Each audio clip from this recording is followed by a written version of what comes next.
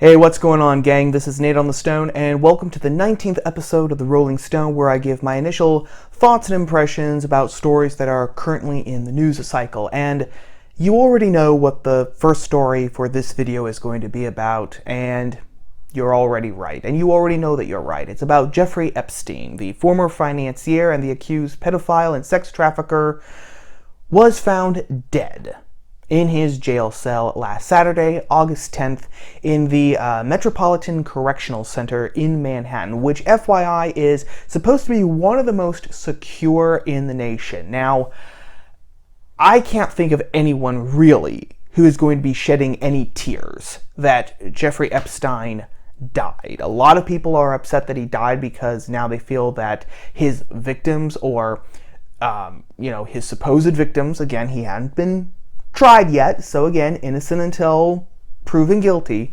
are not going to have justice done to them. I understand that, but other than that, I can't think of anyone who's really going to be shedding any tears over the fact that he is dead, supposedly by suicide. However, the real story, as I know that you all know, is that there are a lot of unanswered questions regarding his death, okay? So everyone right now is saying, yeah, he probably committed suicide. That seems to be the official explanation. But there are a lot of unanswered questions regarding this, surrounding his death. One of these unanswered questions is, why was he taken off of suicide watch when he was? 2 weeks before he actually died, he was discovered with marks on his throat, like he had tried to strangle himself, and because of that, he had been put on suicide watch, right? Which is meant that he was going to be put into a special cell where he could be monitored 24/7, okay, and everything, just to make sure that he couldn't do that, okay? Now, the story is that by the request of his lawyer, he was taken off of suicide watch. He was just put on special observation status, okay, which means that the prison was going to keep their eye on him, but it wasn't going to be as rigorous as when you're on suicide watch. So now, why was he taken off of suicide watch? Why? We don't really have an explanation. We know that Epstein was meeting with his lawyer, and then after the meetings, the lawyer said, hey, can you take my client off of suicide watch? And he was taken off of suicide watch.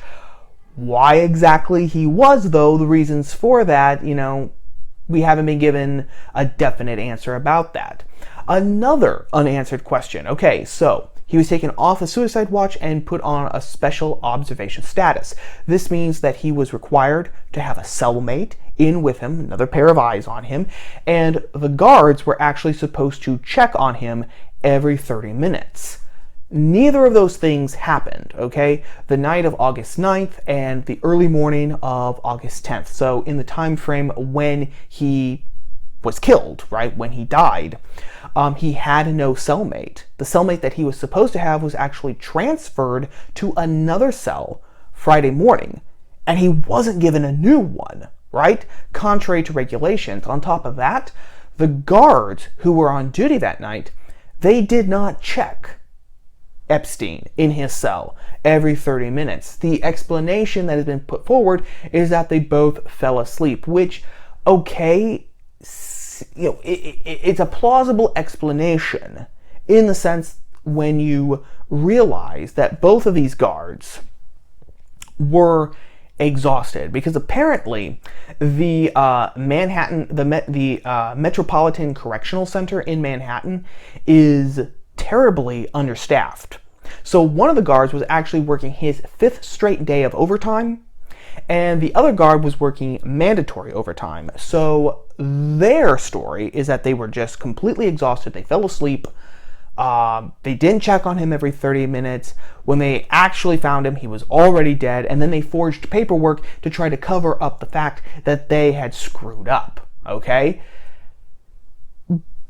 Still unanswered questions, though. Both of you fell asleep at the same time. Neither one of you, woke up in the middle of the night and was like, oh, hell, we haven't been doing our rounds. Quick, do something. None of that. So that's something else.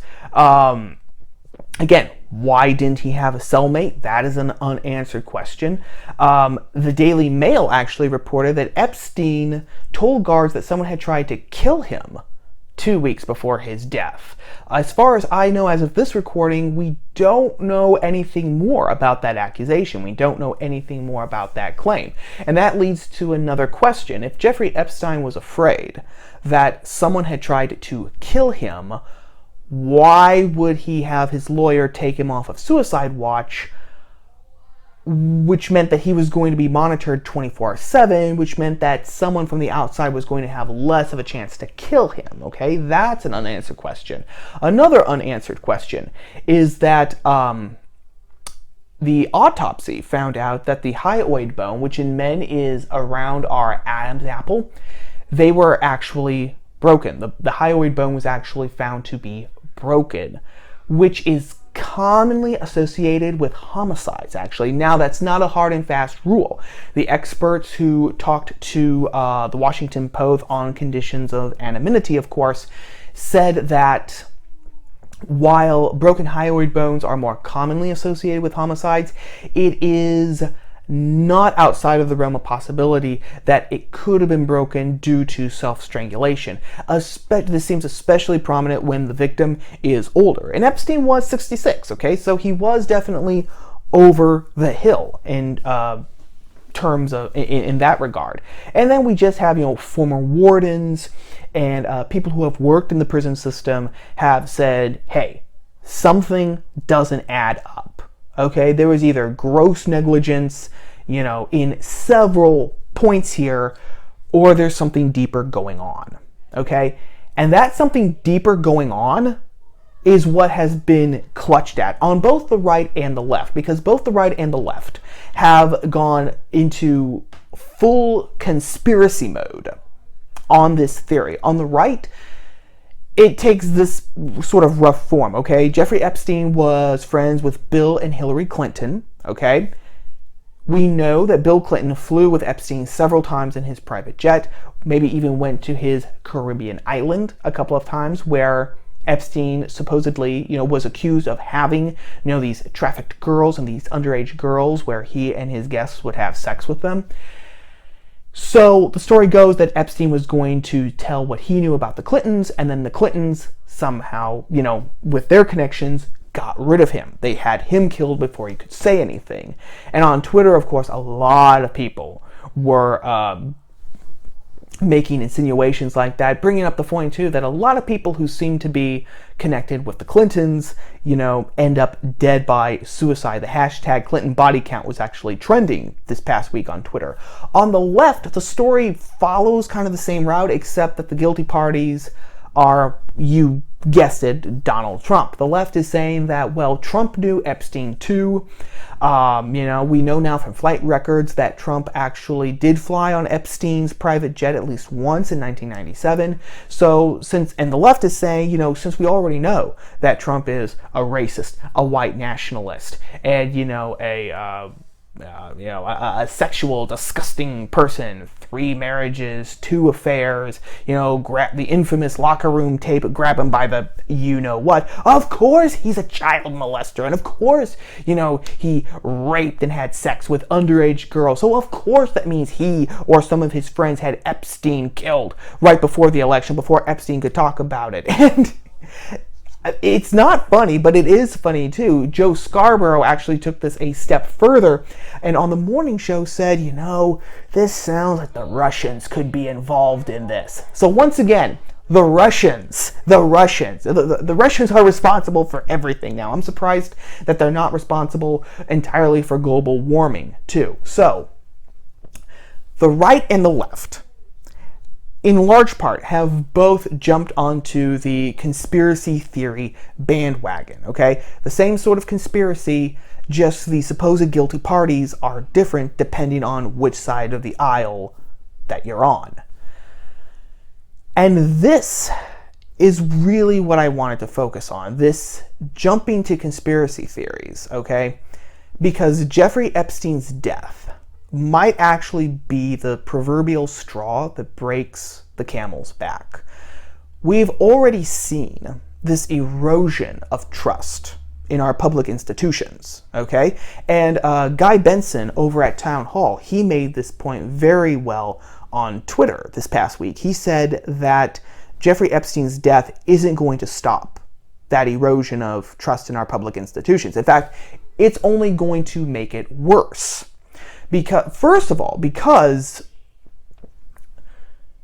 even if it turns out to be a complete accident, right?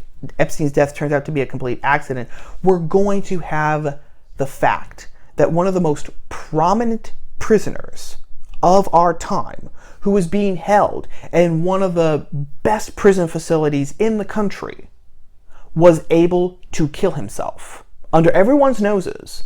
That is not really going to install trust in the justice system, in the prison system, or, in anything else. People are going to say, yeah, you can't even keep your prisoners alive before their trial. You can't even protect your prisoners. So if this can happen to Jeffrey Epstein, what's going to happen, to the poor schlub who was brought in on a drug charge or a battery charge or something else, just on a common crime? What's going to happen to him? What chance does the little guy have, if this is what's happening to someone like Jeffrey Epstein? So that's the first thing, okay? And then the very fact that so many people have been so quick to jump on the conspiracy theory bandwagon, that fact in itself shows an erosion of trust, a dangerous erosion of trust in our institutions, and this inability for us to actually trust each other. You know what? I get it. I get the attraction of conspiracy theories. You know what? I love a good conspiracy theory too, especially if it has to do with Area 51, the Loch Ness Monster, little green men from Mars like the Flatwood Monster or the Goat Man of Maryland or something like that. I love that sort of stuff, especially around Halloween. But when, without any evidence, you immediately jump to the conclusion that, oh, the Clintons are responsible, or, oh, Trump is responsible over here. What this shows is that we no longer need evidence to just jump to these wild conclusions, right? And again, I'm not saying that there is nothing suspicious about Jeffrey Epstein's death. I'm not saying that at all. I just spent the first part of this story saying there are a lot of unanswered questions in regards to his death, questions that need to be answered. But before any sort of effort has even been made to give an official explanation, people were already jumping and saying, look, the left killed him because of this, this, and this. And on the left, you said the right killed him because of this, this, and this. What that shows is that we have gotten to the point where it is much easier and much more fun to believe that, our fellow citizens are involved in some sort of deep, dark conspiracy to protect themselves, rather than to actually wait for all the evidence and, for the official explanation to be put forward to us. There's plenty of time to go off onto a conspiratorial binge once the official explanation has been brought forward, and you can look at it and say, you know what, these things still don't add up. There are holes here, here, and here.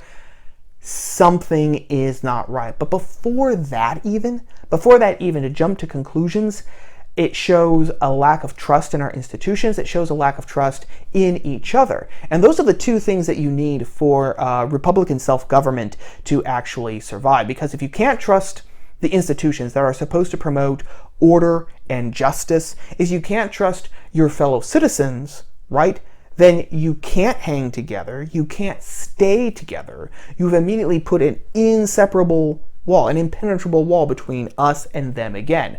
And this time you're saying, oh yeah, they're so bad they would be willing to commit murder, right? And then cover it all up in a conspiracy. Again, I'm not saying that that's beyond the shadow of possibility. It is very possible. What I'm saying is that it is irresponsible, and it is very informative that has been the knee-jerk reaction of so many people on the left and the right before an official explanation has even been given, and before we have, whatever facts and evidence that are presented to us. So that's story number one. And our second story takes us back to the wild, woolly world of the 2020 presidential campaign, specifically Pete Buttigieg's presidential campaign. And you know what? I'm glad, because it's been a long time since we've talked about Pete Buttigieg here on the channel. Been a couple of months, actually. But fortunately, he obliged us with this story. Pete Buttigieg became the first presidential candidate to hire a faith outreach director. Cory Booker and his campaign were a close second, FYI. And Buttigieg and his campaign chose as their faith outreach director Reverend Shawna Foster. And this makes sense because she and Buttigieg actually share several similarities. Both of them identify as being part of the gay community, both of them are veterans, and both of them have sort of a traveler's story when it comes to their faith. Buttigieg was raised Catholic, but became an Episcopalian because of the issue of homosexuality. Foster did the exact same thing, except she went from the Episcopalian church to the Unitarian Universalist church. And that's what I really want to focus on for this story and the implications of that. Because, and this is the key point, when the Washington Post, reported on this story, the Post quoted Reverend Foster as saying, if you want to split hairs, Buttigieg, Pete is an Episcopalian, I'm a Unitarian Universalist. And, of course, we only split hairs when two things are pretty much the same, but there are some technical, minute differences between them. Differences that you wouldn't even notice unless, someone probably told you about them or you looked really hard at them. Okay, so really what Reverend Foster is saying that there's no difference between Episcopalianism and Unitarianism. The only differences are minute, technical. Other than that, we're pretty much the same thing. And that is just a flat out falsehood, okay? So what are some of the things that the Episcopalian Church believes in, adheres to? Well, they adhere to the Apostles' Creed and the Nicene Creed, which are the two creeds that, Orthodox Christian denominations have held since the 4th century AD and before. They have an episcopacy, they have bishops and priests, they have sacraments, and they're Trinitarians. They believe that there is a God and that there are three persons in that God, Father, Son, Holy Spirit, and that mankind was redeemed and saved when the second person, the Son of God, came down to earth, took on human nature, and suffered and died for the sins of mankind on a cross. If you're familiar with the basics of Christian theology, none of that is surprising. Okay, Unitary Universalists don't believe in any of that, okay? They have no creeds, they have no priesthood, they have no sacraments. What Unitarian Universalists instead have are a set of 7 principles, some of which include the acknowledgement of the dignity and worth of every human person, the right of every person to seek the truth on their own, and also their commitment to support each other in their own individual searches for the truth. Okay? Those are some of the principles that they believe in. In fact, they're even a little unsure about if there is a God, because if you go to the Unitarian Universalist Association's website, it's not a church, it's an association, which is an interesting point in and of itself. They openly say that they will discuss questions about whether, God exists. Is there life after death? Okay? And even when they believe that there is a God, they are not Trinitarians, okay? This goes back to the very beginnings of Unitarianism in the 18th century, where they said, no, there are no three persons in one God. That is illogical. There's only one God, and it's one person. He's some spirit way off of there, okay? So, why am I bringing this up? Why is this so important? Well, because Reverend Foster's assertion that there's really no difference between Episcopalianism and Unitarianism, even though they're as different as night and day, that is the default position of too many people here in the U.S. We here in the U.S., we have this very bad habit of kind of lumping all religions together, all denominations and all religions together. So it doesn't matter if you're a Catholic or a Methodist or a Lutheran or a Baptist, or a Unitarian or a Jew or a Sikh or a Zoroastrian or a Muslim or a Jew. If you're religious, right, you're pretty much like everybody else who's religious, right? You get clumped into this big amorphous glob of the religious, okay? And one of the reasons why we do that is because of our idea of tolerance. Oh, okay, we need to be tolerant of all religions. We need to respect people of all religions. Okay, well, then we're going to say that it doesn't matter what you are, because you're basically all the same everywhere. You all believe in God. You all believe in an afterlife. Therefore, you know what? You're practically kissing cousins. The problem is that is not only insulting to the people who hold these beliefs, okay, to the people who actually hold these beliefs and take them seriously.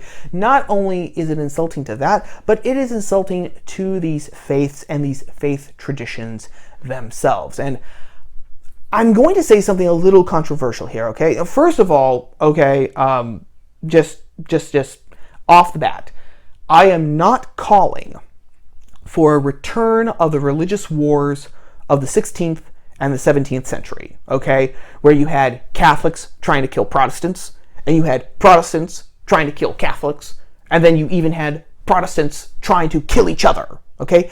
I am not calling for a return to those days at all. Religious toleration is a great and wonderful thing, okay? It's one of the only ways that civil society today can even work.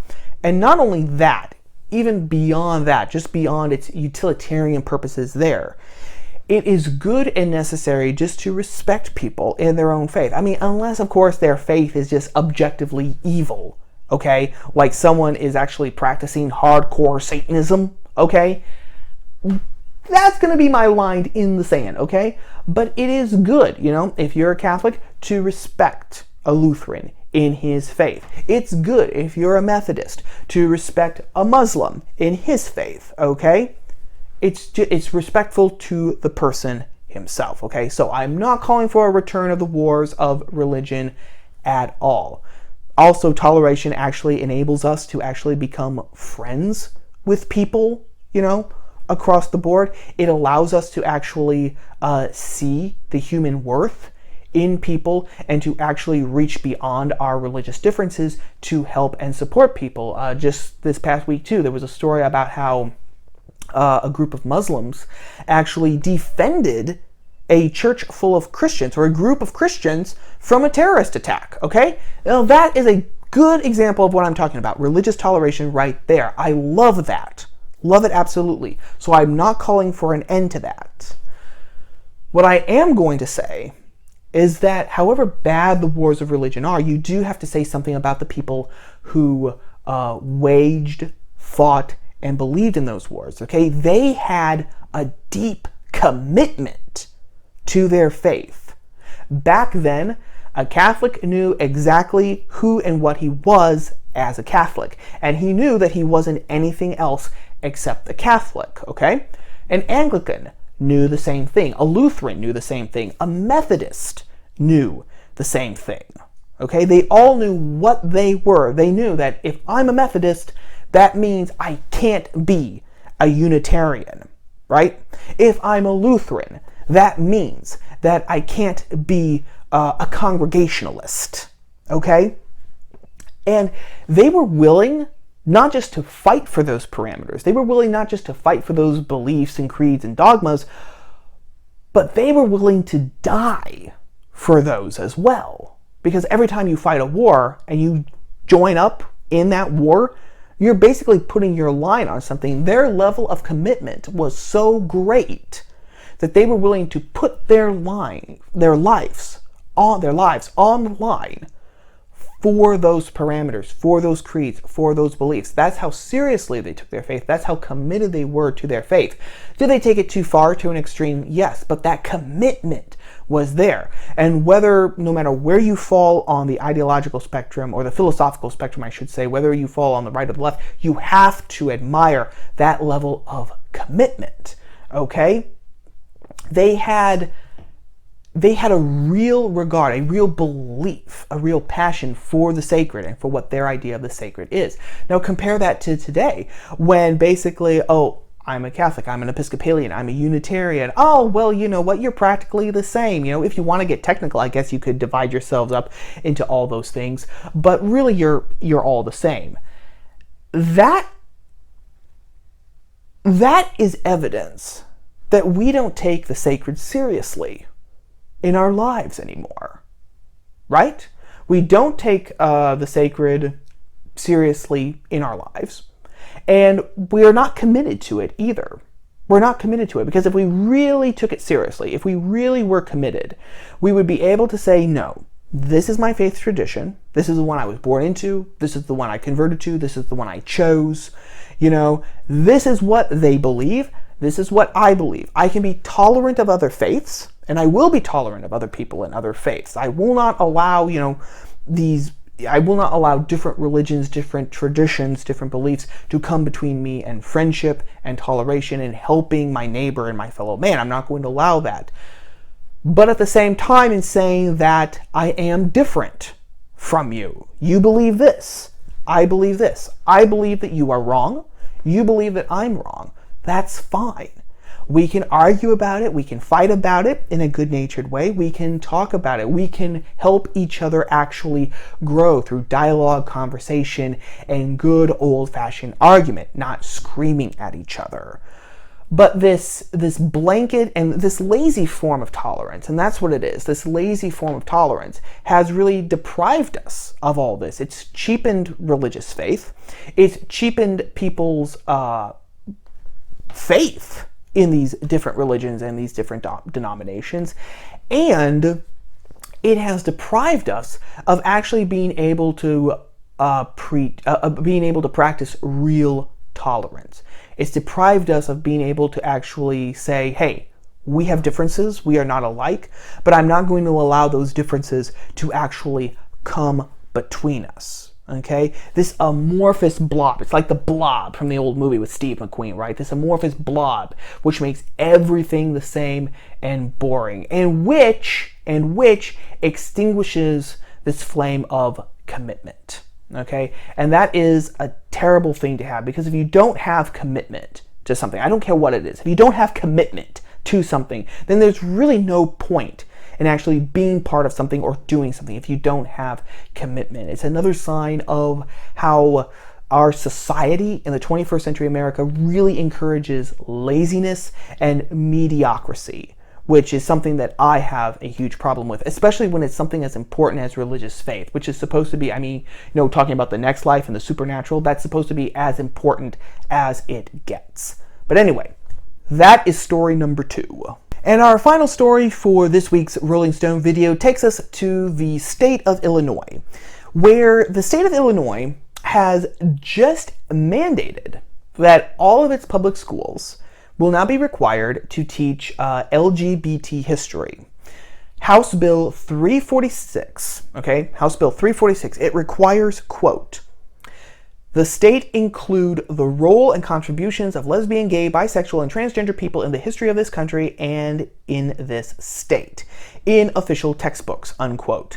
Now, the bill's sponsor, State Senator Heather Stearns, this is how she defended the bill. She said, quote, an inclusive curriculum will not only teach an accurate version of history, but also promote acceptance of the LGBTQ community. It is my hope that teaching students about the valuable contributions LGBTQ individuals have made throughout history will create a safer environment with fewer incidents of harassment. LGBTQ children and teenagers will also be able to gain new role models who share life experiences with them, unquote. So one of the examples that The Hill gave when The Hill reported on this story is Sally Ryder, who was the first American woman to go into space.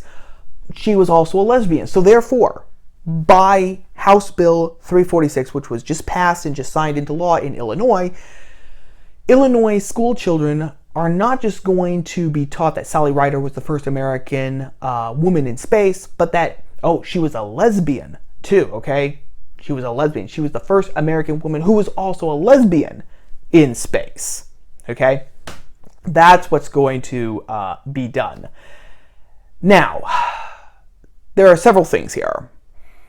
In the first place, this bill has the potential to be horrendously abused, okay? Taking the past and putting our own ideological lenses on it. We are going to be seeing the past, taking the past and putting it through the prism that we're comfortable with, and not with actually how people saw things, in whatever period of history they were in. Here's a prime example. For several years now, there have been historians, amateur or professional, who have advanced the theory that Abraham Lincoln was actually gay or bisexual, because we know through letters and diaries, etc., that when he was a young man in Illinois, studying for the bar and everything, he actually slept in the same bed with a male friend of his. They were bunking together. I think it might have been his friend Joshua Speed, but don't quote me on that. I would have to refresh my memory on that, okay? People today have said, oh, look, two men sharing a bed together obviously means that they were gay.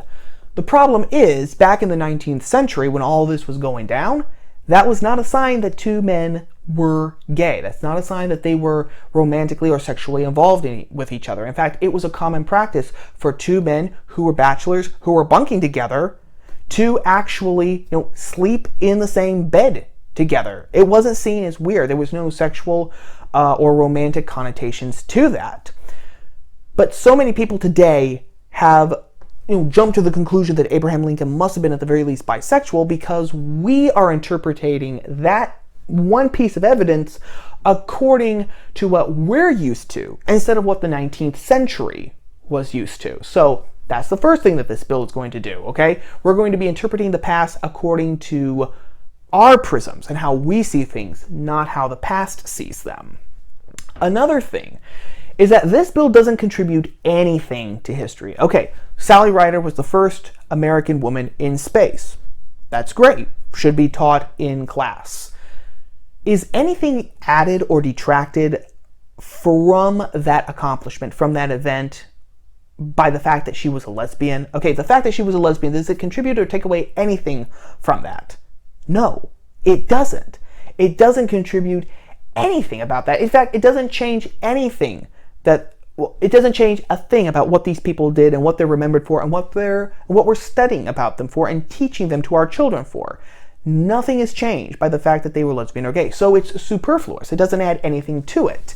Not only that, but the third thing it does is that it actually cheapens what these people accomplish, because the insinuation is that, being the first woman in space, that's a big accomplishment. Good for you, Sally Ryder, good for you. But since you were lesbian, oh wow, this is even more important now. The insinuation is that it wasn't as big, it wouldn't have been as big an accomplishment, it wouldn't have been as historically worthy if Sally Ryder had actually been married to a man and had, 3 kids when she went up into space, or, had a boyfriend when she went up into space. So here we go. It's the event itself, the accomplishment that you did is not intrinsically worthy enough of being remembered and honored, okay? We have to have this garnish, the sugar on top of you being part of the LGBTQ community,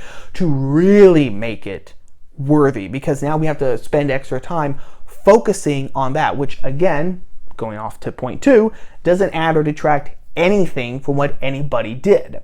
Now, the fourth thing it does, and this is something that really harms kids, it reinforces the idea that you can't have heroes and you can't draw inspiration from people unless they are exactly like you. I will go back to what State Senator Heather Stearns said.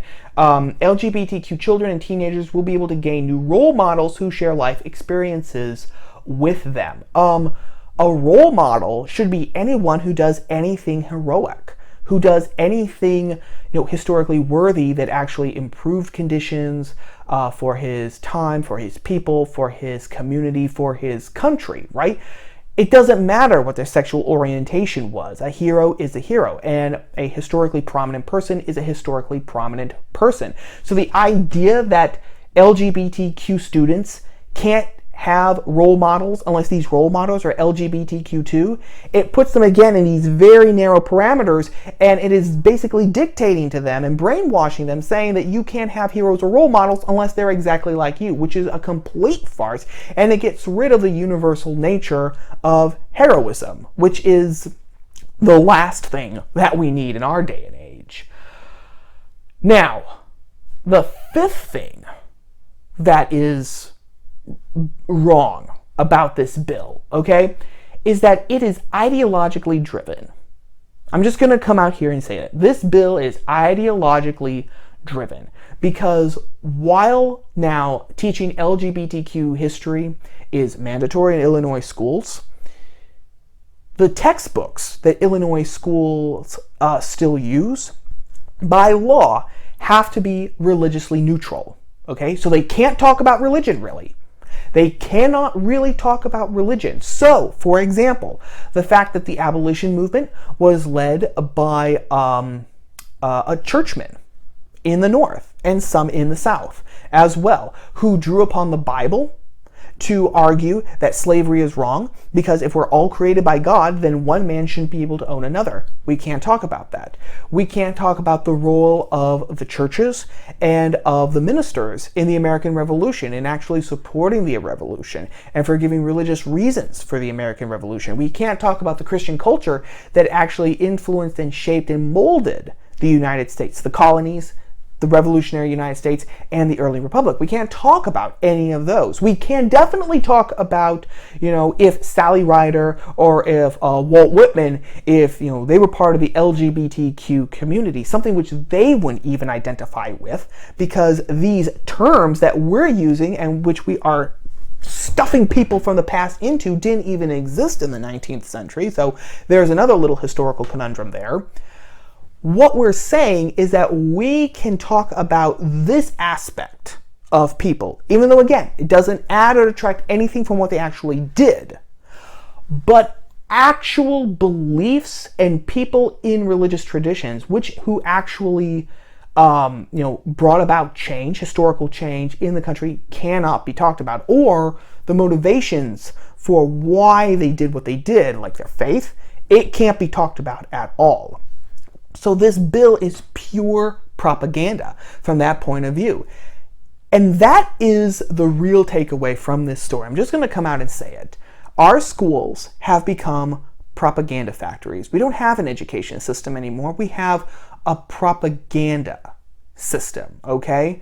Because when this is the big issue that needs to be confronted, even though when you compare American students to their international counterparts, and we don't even come in the top 10 as far as proficiency in math, in reading comprehension go, and when our students are ignorant of American history, okay? When fifth graders don't even know that we fought the British for the American Revolution, okay? When we have these huge structural problems, gaps in our knowledge for our students, but this, teaching LGBTQ history, that is the big issue that needs to be confronted and solved, then you know that the education system isn't interested in education.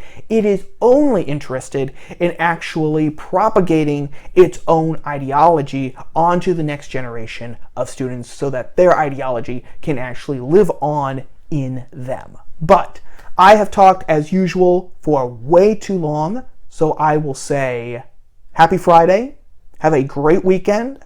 I am signing off now, but I will talk to you all on Tuesday. Ciao.